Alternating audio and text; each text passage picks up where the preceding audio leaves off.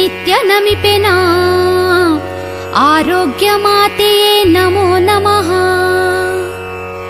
ಜೀವ ಜಲ ನೀಡುವ ಅಮೃತ ಕಳಸವೇ ಸ್ವರ್ಗದ ಕಾರಂಜಿಯೇ, ಕರುಣಾಕರ್ತನು ನೆಲೆಸಿ ಕಲೆಗೊಂಡ ದೇವನ ದಿವ್ಯ ಆಲಯವೇ, ವೇದ ಋತುಮಾನಗಳು ಹೊಗಳಿ ವಂದಿಸುವ ಕೋಮಲ ಕಣ್ಮಣಿಯೇ, ನಿತ್ಯ ನಮಿಪೆನಾ ಆರೋಗ್ಯ ಮಾತೆಯೇ ನಮೋ ನಮಃ.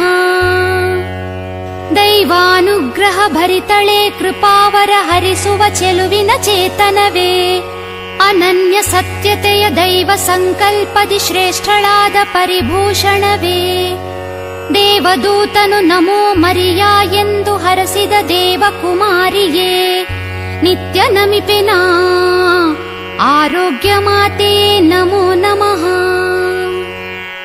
ಪ್ರಸಾದ ಪೂರ್ಣಿ